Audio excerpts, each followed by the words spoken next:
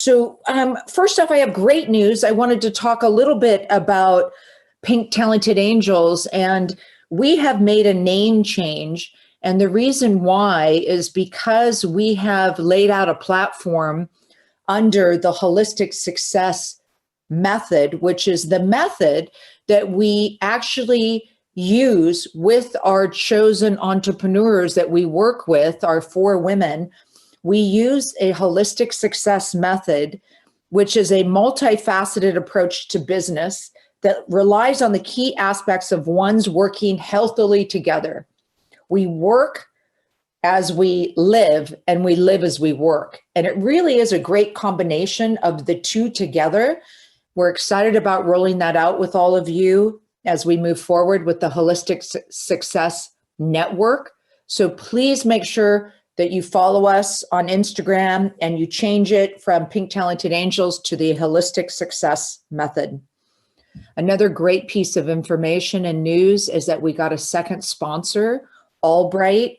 So now we have UBS and Albright. All of our events, hopefully this year, will be, hopefully in June or before, we'll be able to have events at the Albright West Hollywood area, and we're very excited about that.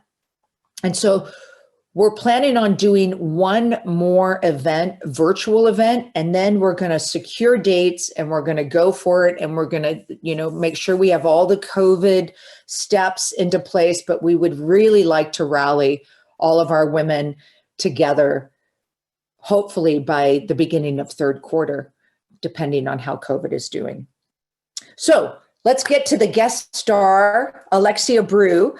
Alexia actually was on my podcast for the YPO network and got incredible feedback. And I just wanted to share her with you, talking about the 2021 trends. And as you all know, when you think about your business, understanding what the trends are is a really important part of the decisions that you make.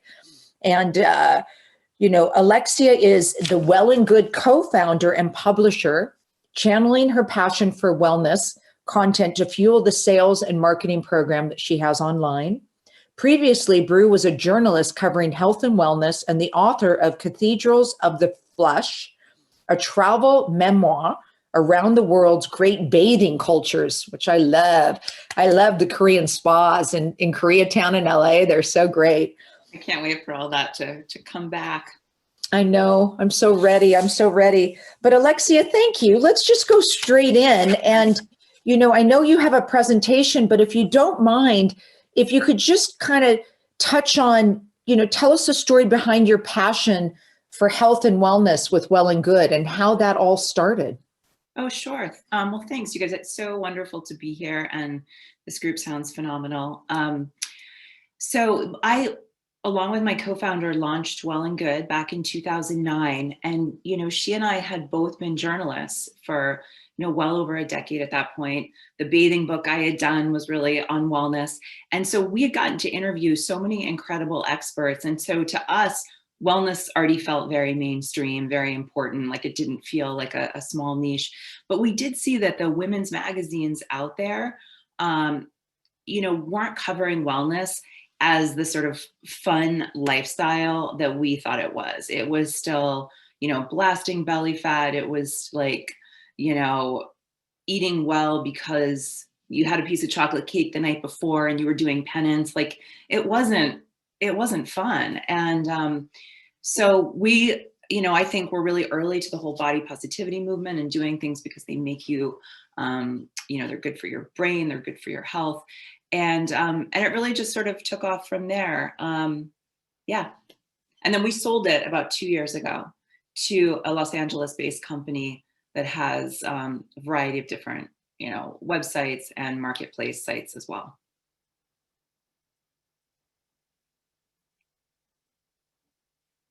Yeah, so our trends. So trends are always, we've been doing them for every year. So this is like year 11. And our whole team of journalists, they really start on this in August. And all of our journalists are beat specific. So we have people who are just on beauty, just on food, just on fitness. I think that's part of what we bring that's different is our journalists are really subject area experts in whatever they're covering, and they're talking to people all year long. And then we publish our trends in December. It's that culmination of things that people have been seeing all year. Obviously, this year with COVID, it was crazy. You know, the pace of change has been extraordinary. And this is online. It's about 40,000 words online. If you go and really dig into it, you just Google well and good and wellness trends, and the 2021 trends will come up. And so we sort of, you know, try to guess what's going to happen based on all of the research we've read and all the interviews we've done in the year ahead. So if we can move forward one slide, that would be amazing.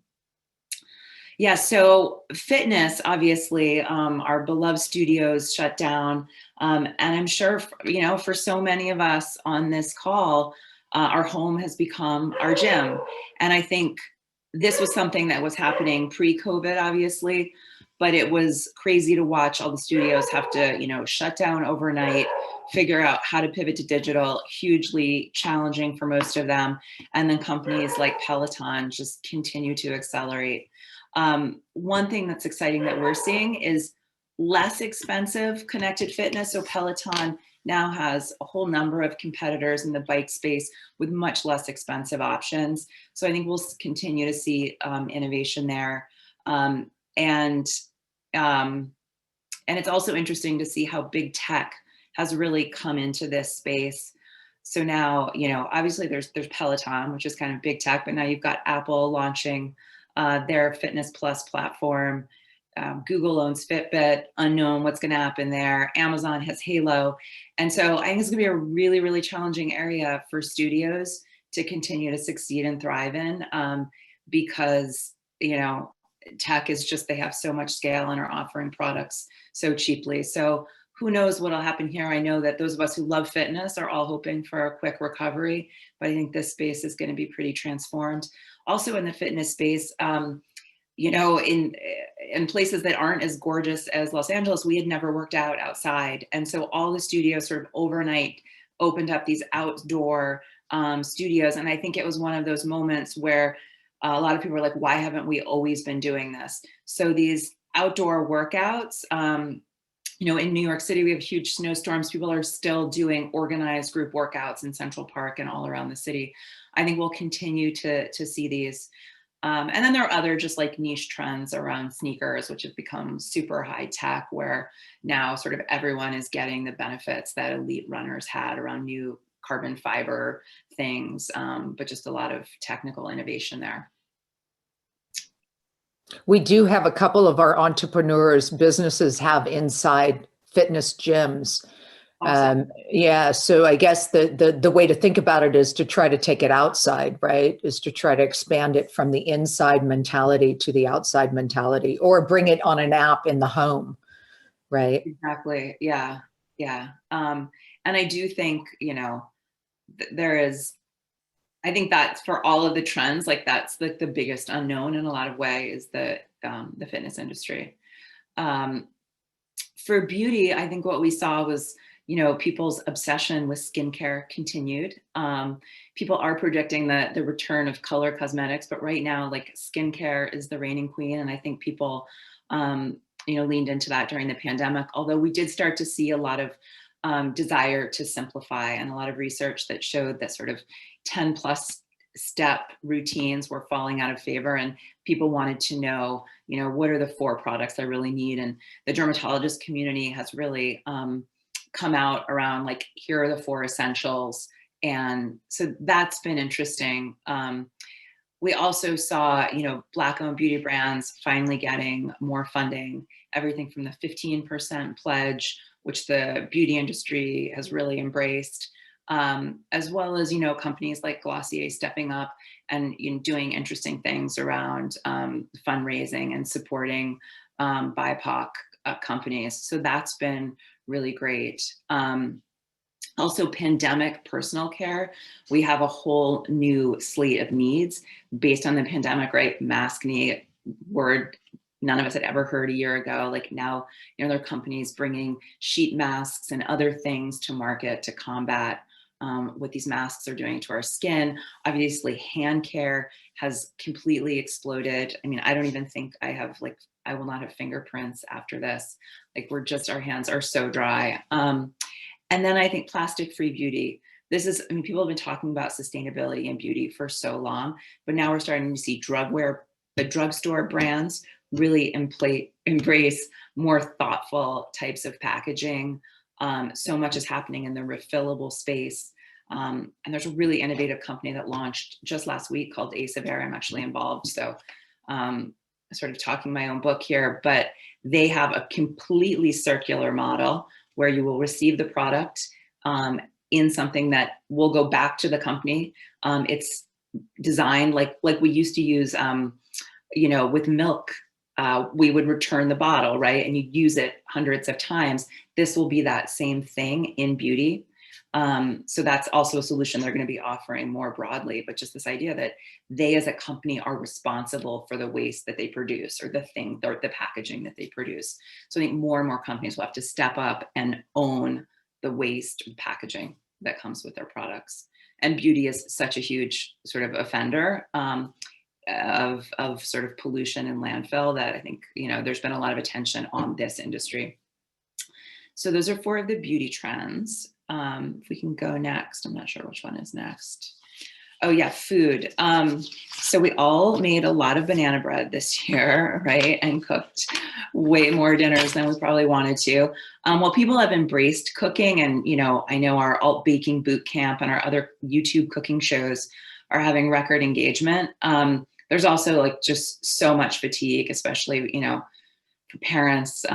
It's really tough. So what we're seeing is a lot of half scratch meals taking off. So just things that are coming and you just assemble, even less work than how we would think of Blue Apron in years past, but people just want something that they can basically heat and feel good about. Daily Harvest is a company that certainly had an epic year. Places like Sunbasket and all of the meal kit companies are really understanding the needs of the pandemic and quickly pivoting and creating product that will help people get dinner on the table that much faster. The other things I want to call out. So my co-founder and I have been excited about mushrooms since the beginning. And I think people in the wellness world have been thinking that Americans are finally going to embrace not psilocybin type mushrooms, but just therapeutic mushrooms like reishi and all the adaptogenic mushrooms, cordyceps, lion's mane, and so on. And they make, in Eastern cultures, people really understand the immune boosting benefits, the brain nootropic benefits, and so on. But in America, we just have a very standoffish relationship with mushrooms. I think that's finally happening this year. We're seeing more and more interest in, everything from mushroom powders to lattes fortified with mushrooms to Tessemae salad dressings with mushrooms. So I think we'll expect to just see it in more and more products. And the last thing to call out here is upcycled products. So, all of the produce that isn't deemed attractive enough for the shelves was getting thrown away in the past. And now we're seeing a lot of companies take what was seen as food waste, but is perfectly good food and create, banana chips and all of these different snack foods. This one doesn't sound so great to me, but it's recycled salmon skins that they're creating a snack with. So a lot of creativity here in the upcycled food space. And then, yes, also the sparkling water getting supercharged with all sorts of things is another interesting one. So that's food. And as I said, there's 40,000 words on all this if you want to visit wellandgood.com. Home, obviously, where we've all spent 90% of this year. So some of the interesting things here, there's a lot, I know as research is starting to come out that with COVID and people working at home, people are actually working more hours. They're working I think it's 48 minutes a day more than they were pre-COVID. People aren't leaving their houses that much. Maybe it's a little different in LA, but certainly in the Northeast, you sort of lose a sense of the time of day. And a lot of amazing innovation is happening around light-based wellness. And so everyone from Dyson to many other companies in the space, Casper, are starting to create different lighting therapies that help you regulate your circadian rhythms. So I think that's a super interesting one. You know, work from home will bring wellness back into the office. I think, you know, this was just sort of, you know, looking at the different ways that home, you know, how employers will be helping people with their wellness once now that we're no longer in the office. And then the last one is Planned Parenthood. So like plants have gone through the roof. I thought they were huge before this, like succulents are literally the top performing thing on Instagram for Well and Good. But the whole plant lady hashtag and any hashtag having to do with plants has just skyrocketed. And we're hearing from a lot of the plant suppliers like the Sill and so on, that people have gone from having no plants and no experience with plants to now having 70. So that's been one of those things, like making sourdough starter that people have gotten really into, as well as now being open to caring for much more delicate plants. So the Sill used to just sell really hardy plants. They're now seeing, you know, a lot of interest in harder to maintain plants. I feel like I'm talking a lot. If anyone it's also, Alexia, it's also getting your hands in the soil, right? There's something about that familiar kind of back to the soil with COVID and stuff. I think, you know, they say if you ever are really stressed, get naked and roll in the soil, right? I mean, there's something about plants and being able to touch and water them where you're taking care of it. It's interesting. Yeah, yeah. You know, in health this year, I think it's been so interesting to watch the wellness world and the health world start to come together. They've been separate for so long, the world of sort of hospitals and then the world of wellness. And I think so many people in the space have wondered why we haven't been doing more together historically. But I think now we're seeing a lot more of that overlap. In the mental health space, we've seen so many startups this year catering to underserved communities. So that's been really exciting. And we have a lot of the companies listed if you're interested in learning more. But just, you know, these places where there wasn't access to therapists, you know, because just, you know, like I just learned the term derm desert, but in the dermatology arena, there's like parts of the country where you can't even access dermatologists. Same thing in healthcare, or same thing in mental wellness. And so people are now able to access this. It's half the cost of an in-person meeting often. And so it's really exciting to see personalized mental wellness really start to take hold, and so many employers getting involved as well. The other thing we're seeing in therapy is texting taking off. So companies like Talkspace are now offering a texting option instead of a one-on-one Zoom with a therapist. And a lot of people are saying that this kind of ongoing rapport with your therapist might be really the future of therapy. And the other piece on the wearables front is, you know, there's so many things that we track with our wearables. If we wear one, steps was always the most obvious. Then, you know, sleep, and they've become more and more sophisticated. The latest metric that people are really focusing on is a stress metric. And so, you know, everyone from Garmin to Whoop to the Apple Watch are offering stress scores now, and then coaching for when you reach a certain threshold. But people now dialing in to this being, you know, a metric that they need to pay attention to is, I think, really, really interesting. Fantastic. Are you here, Gary? It's just interesting. Someone's there we go. Okay, go ahead. Great. On the self-care front, yes, let's see. We say yes, yes, yes to self-care, self-pleasure as self-care. I didn't read up on all of these before this, I'm going to admit. But I think basically I know we're selling a lot of sex toys on Well and Good on our e-commerce. Like that is literally our top category. I don't know if that says something about how people are spending their time in the pandemic and stress, or our audience, or maybe both. But it's been a huge category. And it's also been really amazing to see so much funding go into femtech and female pleasure, and by female-led companies more specifically, which has really changed, changed what these brands are like, and being much more focused on women. Then we're seeing massive growth in wellness options for kids. So the Calm and the Headspaces of the world are offering programming for children, but also even companies like Mattel, and just so many different companies that, as schools shut down, they were launching, mindfulness for children, fitness breaks for children. We do want to take a look, honestly, and not for now, but for next year, maybe. Hey guys, can we mute? Can everybody mute, please? There we go. Okay. I thought maybe that was a question. Okay. Then obviously athleisure has exploded, and our editors are wondering if hard pants will ever return. I don't know if anyone is like wearing pants that button on this call, but it's sort of a, athleisure all the time kind of thing. So, the apparel industry has obviously changed a ton.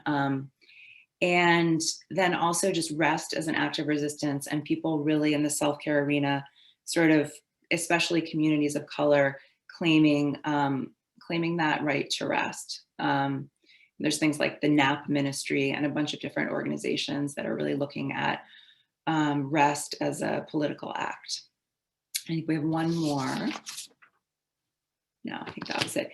If anyone has any questions, happy to answer them. And as I said, this is a really, we have videos, we have it's a very 360 kind of experience if you go onto wellandgood.com in our trend report. So That's great, Alexia. Scratched the surface. Thank you. Yeah, no, thank you so much for pointing those out. So fantastic. And, when I think we also need to talk about meditation a little bit. I think you mentioned a little bit last time on the thing that mindfulness and meditation is a really important part too, right? Yeah. Of really focusing and keeping yourself calm through this pandemic and through running a business, which is a big deal. So again, go to wellandgood.com. We can take a couple questions and then we'll move with Cole. Does anybody have any questions they'd like to ask? We have something here in the chat box. Is there a status? So here's a question. Is there a status ingredient from the past that you might compare the rise of mushrooms to? That's a good question. That is a great question. I don't have a good answer for you, Kara. Would it be like algae or something like seaweed? Something like that, maybe? Yeah. Yes. I think turmeric is a great analogy. Yeah. Yeah, turmeric would be a good thing for sure. Yeah. Yeah, and I mean, it remains to be seen. We're certainly seeing a lot of these mushroom-focused businesses starting. But we've been saying this is the year of mushrooms for a while. So. Yeah. We've got another one from Melissa. Are there any ingredients that you're starting to see in the trend to hair care, which is just a great trend right now, right? I mean, you see it all over Instagram. Grow your hair, healthier hair. What ingredients have you seen? So, I mean, that would be a great question for one of our beauty editors, because I am not totally sure. But yeah, hair care has been massive. All right. All right. That's great. Okay. Thank you, Alexia. We appreciate it very much. Ladies, again, go to wellandgood.com. There's so much great information there, and they are on top of the trends. I remember 10 years ago when Tanya said, I love this website, and we kept going to it and just watching it grow and grow. So congratulations to your success. Thank you. Alexia. Thanks for having me on. Great to see all of you. Really great content. Well and Good has been my homepage since 2011. Oh my gosh, amazing. That is so nice to hear. Thank you, Alexia. Bye-bye. Yeah, thank you very much. So let's jump to Cole. Do we have Cole in the house? Oh, he'll be on any minute. Okay, well, I'll do an introduction. Oh, there he is. Actually, Whole House isn't available. My name is Steve Blake. I'm also with Somerset. I've been asked kind of last minute here to take his place for the presentation. Something came up. No problem. We really appreciate you taking the time, and thank you, Steve, for jumping on in replacement of Cole. So we were lucky enough to have the first PPP overview delivered to us from your group. And again, thank you for jumping on. We did the event the night before, and it did help our women get online and really be able to understand how to be first in line to get the loan and what are the tips. And so as you kind of think through this presentation you're delivering, what we're trying to do is just give them the tools to be able to be in front of the line when it comes to receiving the PPP. So Steve, I'll hand it over to you. Thank you again. Yeah, thank you. No problem. Happy to jump on and help answer questions and kind of talk through this topic for everybody. So the second round of PPP funding is now available, and it has been for about 2 weeks now through the SBA. They opened it up through small community banks first, but at this point, most banks are accepting applications for what we're calling a second draw of PPP. So if you had a first draw loan last year during 2020, you can now get a second draw loan. And even if you never got a first draw loan last year, you can now get a first draw loan through this funding program. So if you're eligible, you can go back and get a first draw. In order to get a second draw, you have to have a first draw. So if you never had one, you'll have to go back and get a first draw first, spend that funds, and then apply for a second draw. A couple of things as to why some of this is now relevant for a lot of our clients is, there have been a lot of changes to the rules over the last 10 months or so. And in the beginning, some people may not have been eligible, but now that those rule changes are in effect, some of those businesses may be eligible. And so there are a lot of reasons why you might want to go get a PPP loan. First of all, it's forgivable. And we now know that there will be no tax implications for you other than you actually get the benefit of being able to deduct the expenses you pay with the loan. So while you're not even truly funding the expenses yourself because it's going to be a forgivable loan, you'll still get to deduct those expenses. So it's really more like 140% tax benefit for you. So definitely something that if you're eligible for, you want to make sure you look into and you apply for. Again, you can apply now. Most banks have an online portal system. We'll talk about that in a little bit. But in terms of eligibility, so the first draw loans, eligibility is pretty similar to what it was last year. Essentially, if you were in business on February 15th of 2020 and you pay employees or you're self-employed, you can get a PPP loan. For a second draw loan, the major difference is you have to show a reduction in revenue. And so what they're looking for there is you had to have a 25% or greater reduction in revenue for any quarter of 2020 compared to the same quarter of 2019. So really trying to focus in the second draw of PPP on businesses that really need the funds because they're struggling as a result of the pandemic. So as long as you meet that mathematical eligibility, you should be able to get a second draw loan. And then in terms of how the loan is calculated, it's essentially based on your payroll.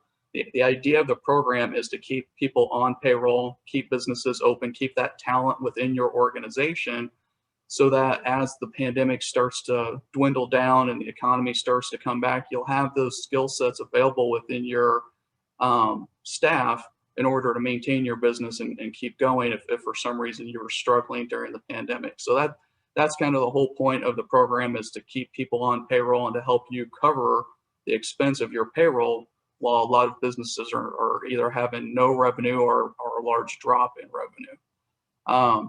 So the way the calculation is done is you determine your average monthly payroll. And then for most businesses, for the second draw, you get 2.5 times that. So 2.5 months of your payroll expense, that will be your loan amount. If you're in the accommodation or restaurant industry, you get 3.5 months worth of your average monthly payroll expense. And because we're now past 2020, they're allowing you to use either 2019 payroll numbers or 2020 payroll numbers, Whichever one works out better for you, it's your choice. If you got a first draw loan using 19 and the 19 payroll numbers were higher, the process is pretty simple. You simply notify the bank that you want a second draw for the same amount. You provide documentation showing the revenue reduction, and fairly soon after that, you'll have your second draw loan for the same amount that you got in your first draw loan. The aggregation affiliation rules that are listed here, this is just looking at, for that revenue reduction, you've got to look at the entire affiliated group. So if you've got multiple entities, you have to look at all of them together to see if you've got that reduction in revenue. And then the next thing that's on the list here is the claiming the ERTC.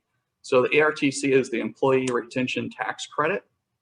And that has become very important in the last 6 weeks.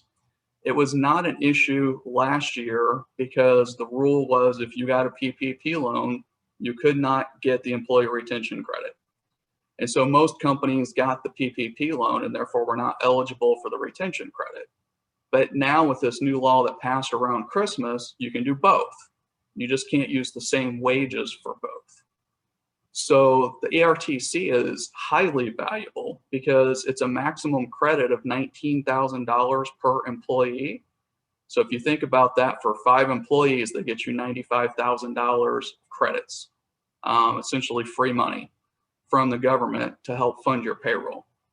So if you can do both, you want to try and maximize the PPP and the employee retention credit.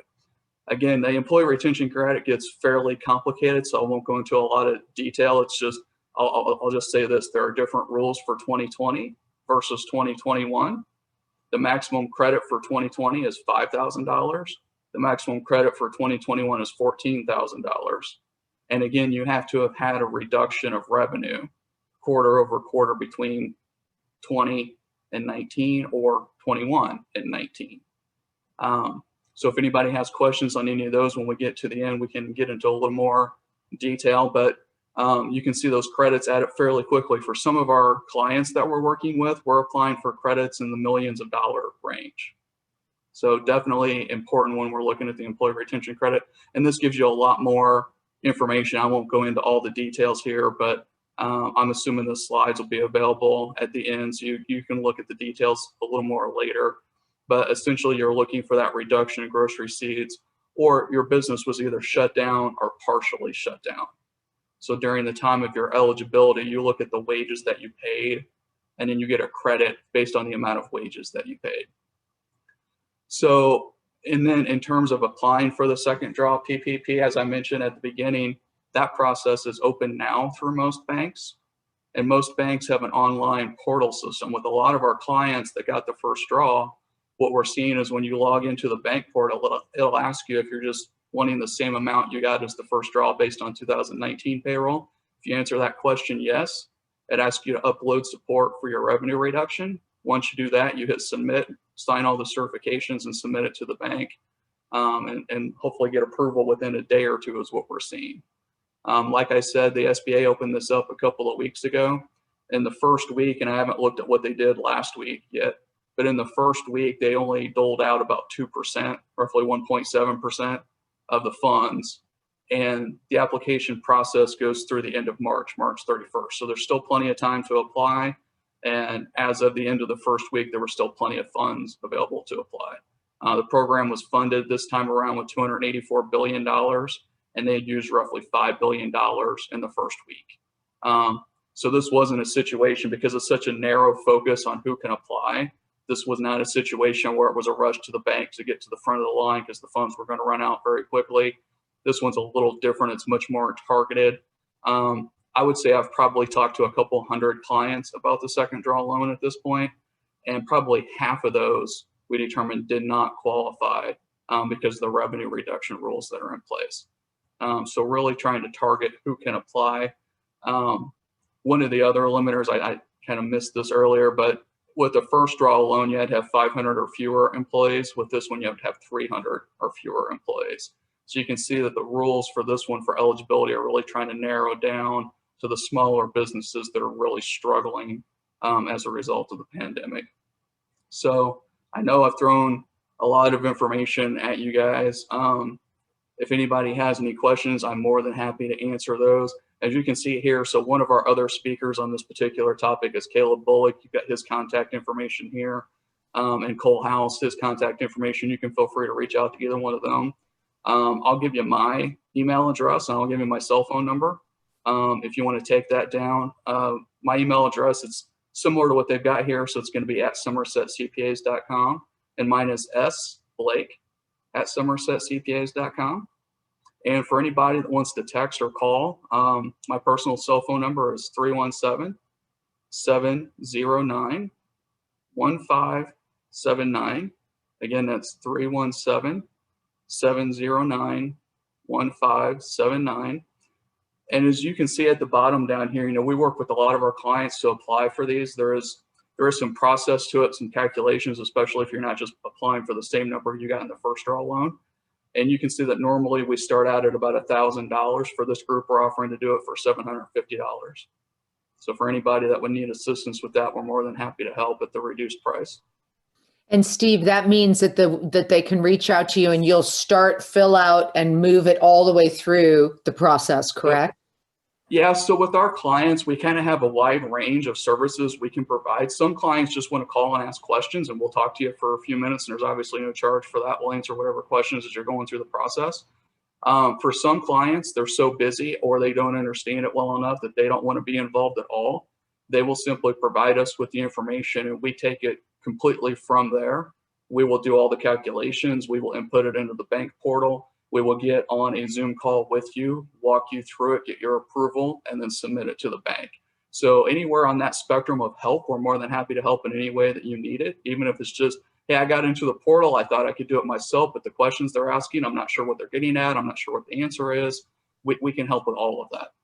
Do you think that they've gotten better? I mean, obviously they've gone through this rodeo one other time. Do you think that they're making it a little more easy to be able to get in and fill the paperwork out and execute?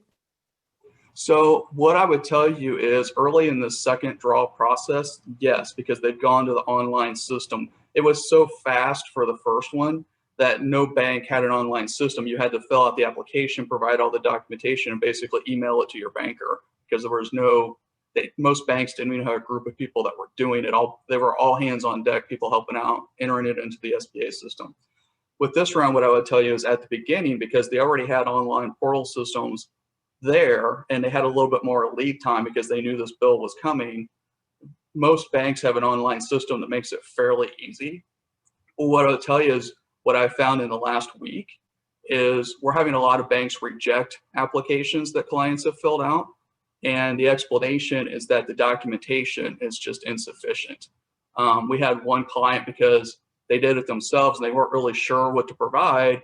They uploaded, I think it was in the ballpark of 50, 60 documents that supported all the numbers on their application, but there was no summary. There was no, hey, you got to look on this page of this file. Some files were 20, 30 pages long. The bank just simply rejected it. They said, we're not going to go through all that and figure out where you got your numbers from. We're just going to reject it, and you can come back to us with better documentation. So what I would tell you is this time, yes, it's easier because there was an online portal, but it's also more difficult because the banks are looking at what you provide and rejecting applications. That didn't happen at all in the first round. It didn't happen at all in the first week of this round. But this week I've had at least 5 or 6 clients where the bank just flat out rejected their application with no explanation. Yeah, and the last thing you want is to go in and have an issue and then have to clean it up. It's like going to the IRS and, trying to clean it up with the paperwork nightmares. So thank you for that discount and for your personal cell number also. That's great, Steve. Let's open it up. Are you okay if we open it up for a few questions? Okay. Yeah, sure, definitely. So does anybody want to ask any questions directly to Steve? Or you can put it in the chat box.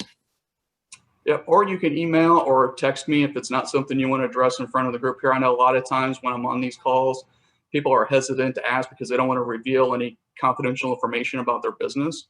So if you've got a specific circumstance you'd like to talk about, feel free to email or text and we can set something up and talk through it. Would you mind repeating your email address one more time, Steve? Sure. Yeah, it's S for Steve and then Blake, B-L-A-K-E, and it's at SomersetCPAs.com, which is on the screen here for Cole and Caleb. So it's SOMERSET CPAS.com. Right. And Jen just locked it in there for everybody to grab. So that's great. Thank you. That's great. That's really great. So do you think there's going to be a third also PPP, or is this like, So, what do you think? yeah, that's a great question. So right now there is a bill going through the negotiation process between the Biden administration, the Democrats, and the Republicans. The Republicans have offered up a $600 billion plan. Biden has offered up a $1.9 trillion plan. So they're kind of negotiating the finer points of that. I believe there probably will be some additional provisions for PPP. Whether or not they provide additional funding will kind of depend on how this round of funding goes. If it goes fairly quickly, then I think they will provide additional funding. Perfect. All right, ladies, any other questions from Steve? We've got his info, so please feel free to reach out. Steve, thank you again. We really appreciate your support helping our entrepreneurs. It's always great to be able to guide and help. And, you know, these government websites are a nightmare. I know, Tanya, at one point you and Hiroshi were having it's just a bear to get on and to fill out. So we really appreciate it. I'm going to give one more second here. Go ahead. Sure. And just to give a little more information. So for the first draw of PPP, my team helped over 500 clients obtain about $84 million. For this one, I don't have the statistics, but I would guess we've done about 100 clients at this point for probably around $25 million. And we've worked with banks all across the country through their online processes. So, you know, we've got a pretty experienced team, and we're more than happy to help in any way that we can. So don't feel like you've got to do this on your own, going through those websites and trying to figure out, what does this mean? What do the rules mean? What are all the complicated details? You know, we're more than happy to help in those areas, so you don't have to spend your time trying to figure it out. That's great. That's great. And how quickly, so when you said quickly, the money will, once they fill out the paperwork and it's filled out correctly, or it goes through you, what is the expectation of delivery? Sure. So what I've seen with the banks is, assuming they don't have any issues with your documentation, and we try and make it very simple and straightforward through our process to try and streamline the process. Once the bank approves it, which typically takes maybe 24 to 48 hours. And then once the bank approves it, it goes to the SBA. I would say you probably have your funds within about 2 weeks from submission to the bank. Okay. And when you just really for my sake, because I don't really understand so much of when you receive the money in, what part of the accounting do you really need to be aware of as you're running your business to make sure that you're keeping track of everything that needs to happen? Are there any tips around that? Yeah, so one of the things a lot of our clients have done, and our recommendation is, when you get the funds, put it into a separate bank account. So open up a new bank account that's got nothing else going through it, and keep the funds there so that it's very easy to track how you spend the funds. Because as the question that just came out about it being forgiven, if you spend the funds on certain eligible expenses, the loan will be forgiven, and therefore it essentially becomes a grant.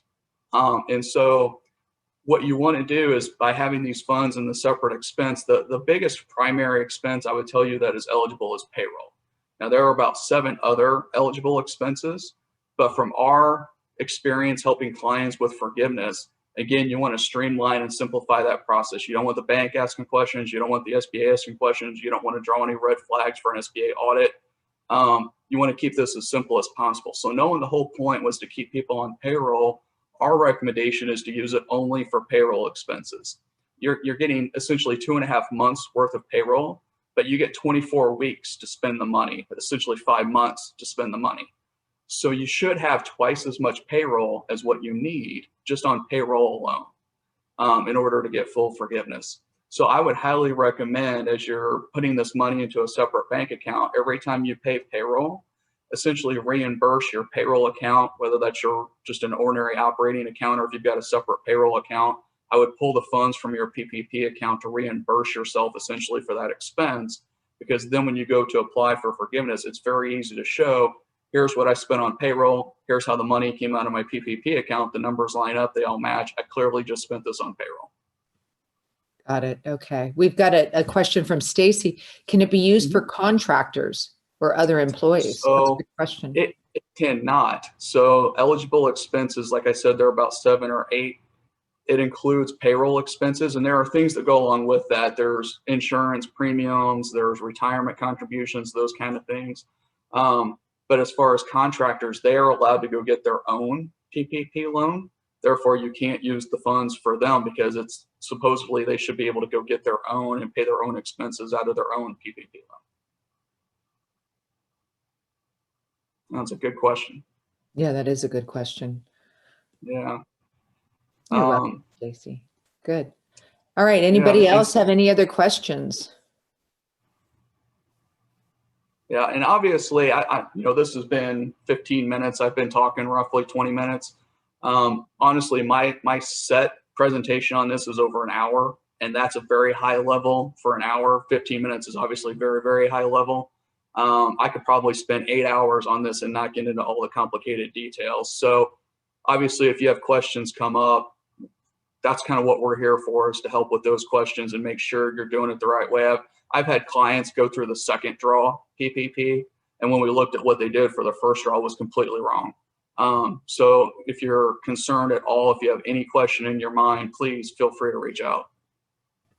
That's great. All right. So any other comments or questions, ladies?